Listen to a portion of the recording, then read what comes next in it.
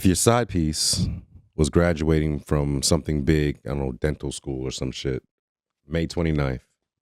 That's a true story right there. And your girl's birthday is May 29th. And each require the whole day. Where will you be? Well, yeah, see me personally, I'm in a relationship with my girl, so I'll be with my girl. I wouldn't even have a side piece, but no, I need you to be that. If I had this side piece, you to be Jacob. If I was Jacob, yeah, he's sloppy though. Jacob is a gangster. He's not sloppy. You gotta understand. Jacob is gonna see. The thing is this: what Jacob would do, what I would do if I was Jacob in that situation, is I'm the one that decides my schedule, not you. Okay, so that means I'm gonna spend half the day with her. I'm gonna spend half the day with the other one, and I'm gonna figure out what makes most sense. I'm gonna try to work it to say, okay, it's your birthday. We're gonna start your birthday at 6 p.m. because we're gonna start with dinner.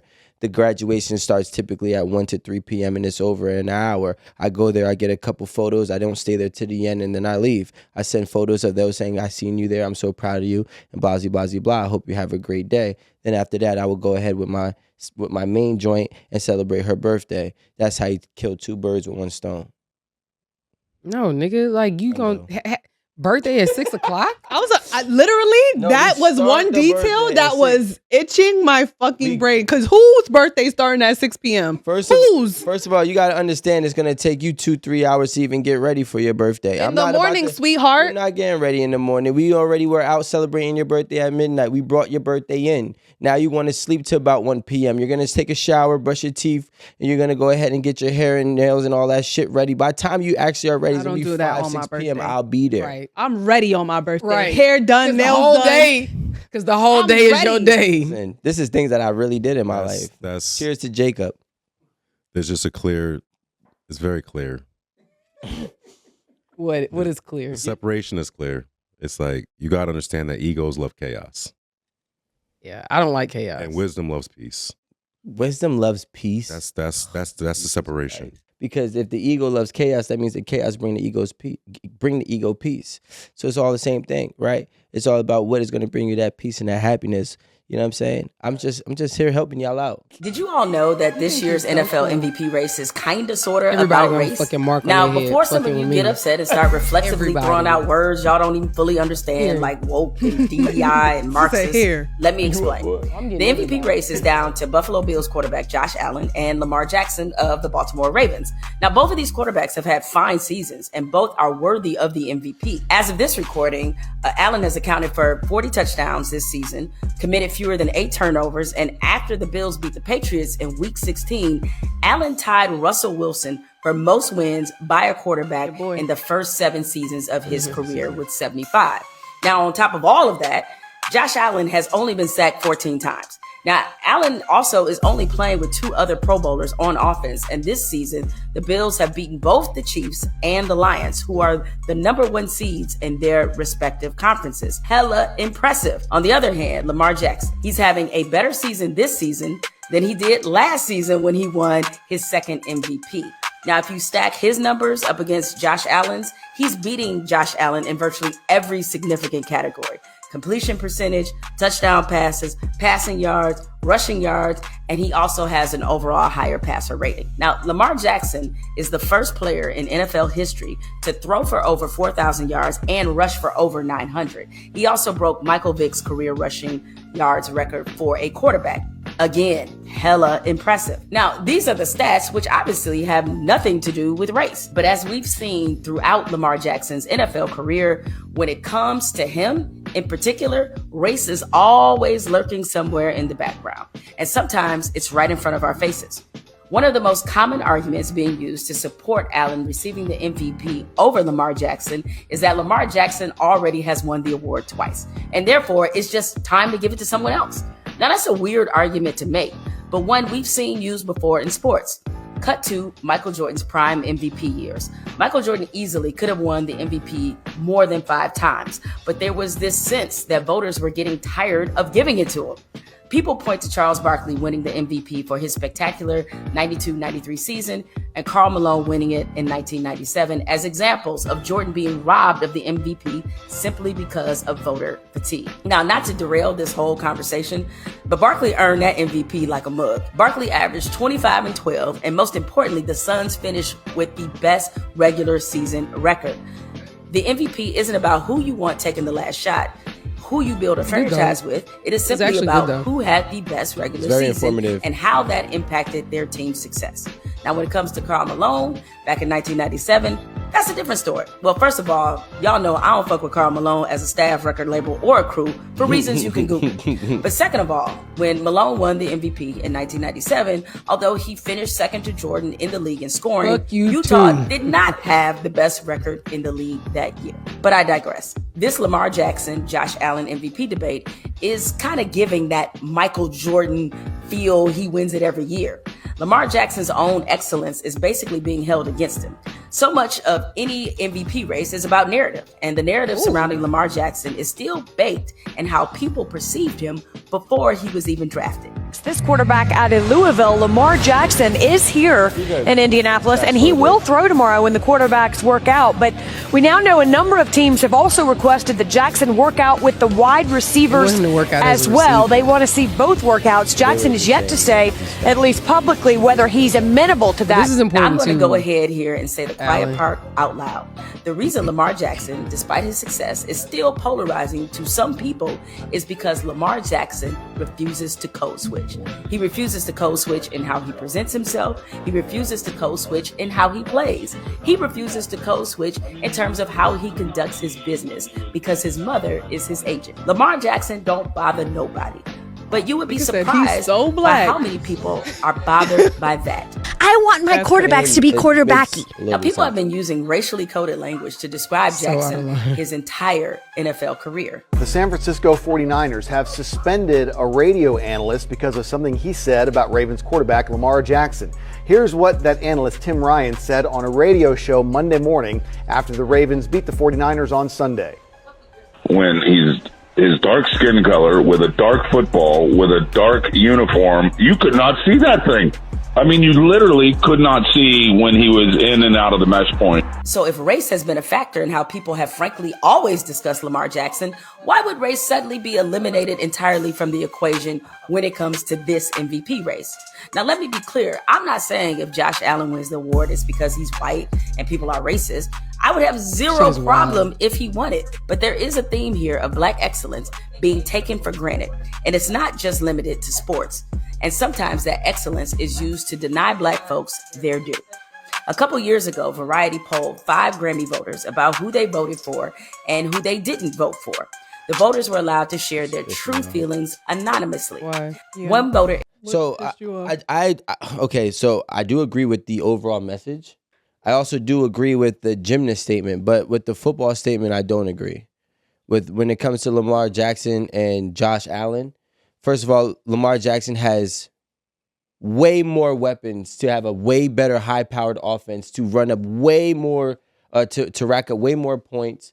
He has the best dynamic duo when it comes to a running back, quarterback in the league. He has one of the top emerging receivers in Zay Flowers. He has one of the top NFL defenses in all of the NFL since week 11. So when you look at the stats and the talent that he has around him, and we can't base it by stats, right?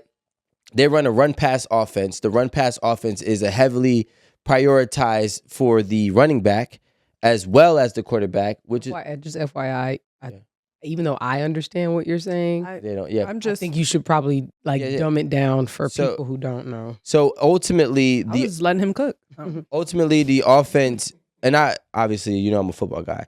Ultimately, the offense is a high-powered offense. They have way more weapons than Josh Allen, and although I do agree, they do rob black excellent athletes all the time. This time, I feel like it's a reach, in which I hate when we do as a culture and community, when we reach and we try to make everything intertwine with every situation that has happened. In this case, Josh Allen's defense, the defense on the Bills is terrible. In order for them to really even win, Josh Allen has to put up points. the defense on the Ravens, have actually ranked first in every single week since week 11 out of a total of 17 weeks in the regular season, now 18 weeks with the postseason. Now, week 11 is like really deep into the season. Yeah, no, but I'm saying they were ranked first. They weren't ranked bad before. The pass defense was, but the pass defense was good. They moved around some players, and then it got bad. So then they put the players back in the positions that they naturally were in, and then it got back great again, right? Now, if I take the defense out and say, now let's look on the offense. What weapons do you have as an offense, right? Do you have a great running back? Do you have a great receivers? The greatest receivers in the Bills kind of left. They did try to fill a void, but it has not been, that beneficial. Derrick Henry, if you guys don't know, is probably the best running back in the NFL. Okay? Derrick Henry is on the same exact team as Lamar Jackson. Derrick Henry is just as much as a threat running the ball as Lamar Jackson.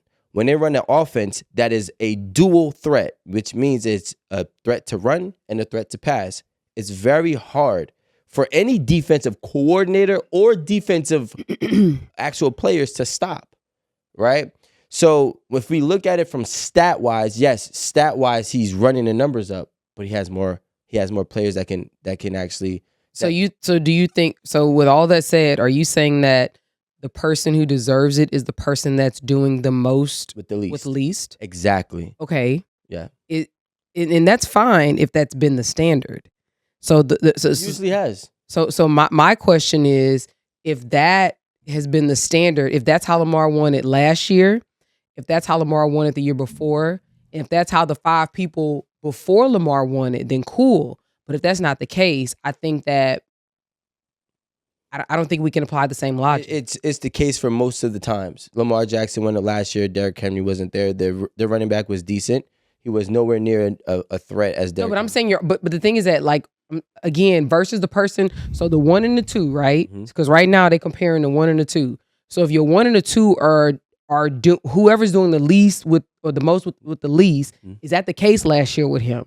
I don't know who the 2 was last year. It was similar. It was probably Pat Mahomes. It was probably the same 3 that was the final 3. Pat Mahomes, Josh Allen, and Lamar Jackson.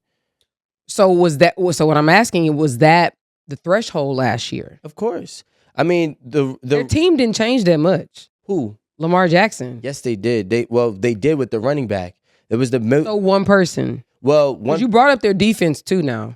So the defense was great, right? He won on the base purely because of the offense, right? So the offense they had a rookie. Zay Flowers was a rookie. Now he's a sophomore in the league, and he's actually shitting. Like, he's a great. Then they have another one named Rashad Bateman. He's also a sleeper, but he's great this year as well. He's actually he's not getting the recognition that he should publicly, but those are 2 great receivers, as well as Derrick Henry. The people who are voting know these things. But that's why this is a discrepancy, because when you're looking at it from a numeric standpoint, last year, Zay Flowers was a rookie. No one could even know what he was even possible or capable of doing. You know what I'm saying? And then that running back was nowhere near Derrick Henry, right? So really, Lamar Jackson was putting a fucking team on his back. All right, the Steelers just played the Ravens. The defensive, and this is to give you context, the defense they had to choose.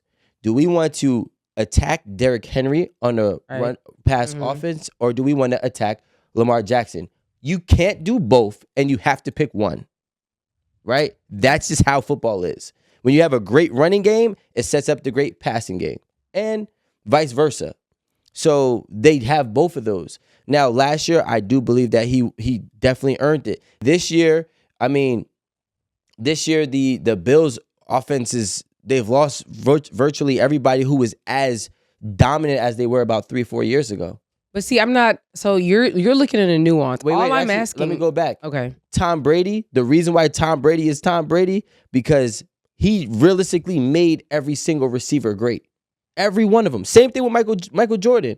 People don't want to give Michael Jordan his credit. He made his team great. They have a couple years where they argue that Scottie Pippen still averaged 20-something points even when Michael Jordan wasn't there, right? But outside of that, the rest of the team struggled. So when you take one player and they make an entire team great, if it's an offensive wise or defensive wise, I can understand it. Tom Brady has done it with a washed up Randy Moss. Without Randy Moss, he's also done it washed up. He came at the tail end of his career, literally probably like 2 years. He did, but like, let's be real. When was Randy Moss like ever really washed up? Come on now. If you look at Randy Moss from when he played on the Vikings with Dante, yes, he was nowhere near the same. He was nowhere near the same. Now he came and he did it with people like Dante Stallworth that you guys don't even know. Right, I don't know Dante Stallworth. I don't know, but people don't know, right? Like, so there's a lot of people who don't know who Dante Stallworth is. Tom Brady has done so much with so less. Like, he made Wes Welker great,